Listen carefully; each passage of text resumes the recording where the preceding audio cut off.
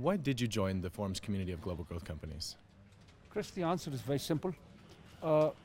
Nobody can live in isolation. So when you join a community like this, the basic idea is networking.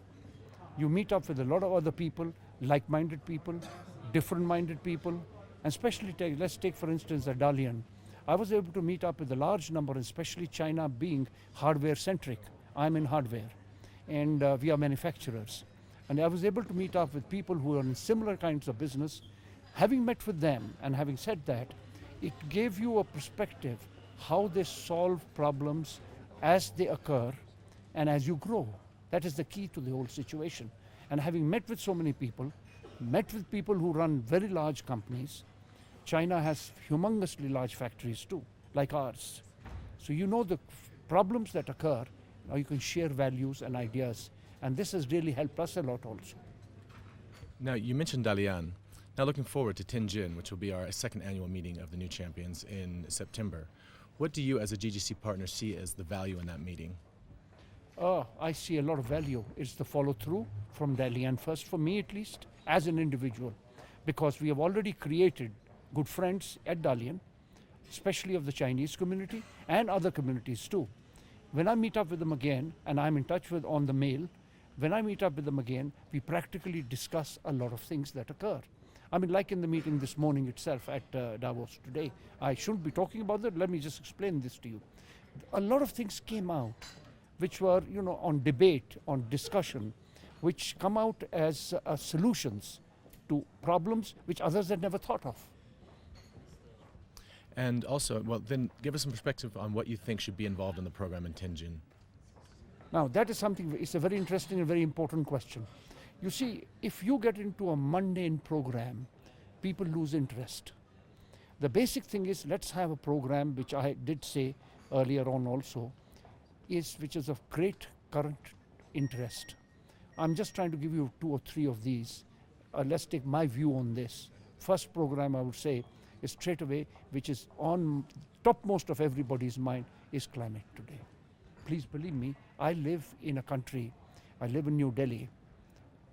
I want you to land one day in New Delhi and just in winter and see the pall of, a complete pall of smoke and let's say pollution hanging over it.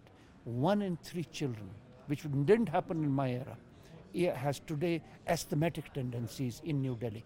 It's horrifying. So on climate change, on greening technologies, I mean yesterday, as I mentioned, there was an amazing thing on greening technologies. Now this should have been a high-flown, just deep interest people and a limited number of people.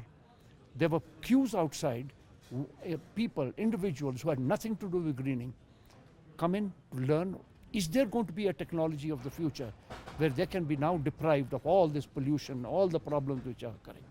Second, which is topmost in all our minds, and especially when we are talking about the GGC partners, all these are coming, a large number of them do come from developing countries. So believe me, terrorism is at the top of the mind. And terrorism, I don't per se mean hardcore terrorism as you see suicide bombers or something. I'm talking about cyber terrorism also. I mean, you can get a letter tomorrow morning in an email saying you have got a bomb over here or something like that. How do you deal with situations like this? This is something which you, at that time when such a situation occurs, what happens to the company? A company panics. Even if you, I mean, we have had a situation like that. We didn't panic. But who do you fall back on? The police doesn't know enough about cyber terrorism. Police doesn't know how to track back even.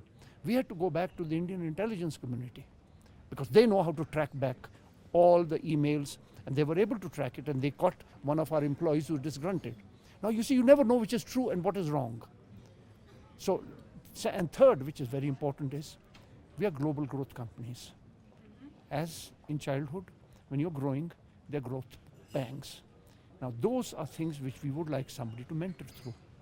So companies which are grown large, and you must have seen them grow large, from 500 million to 20 billion today. And I can name a few. Now those companies, the CEOs should be invited so they can talk to us and tell us how do you transition from all the issues that arise. So similar such situations.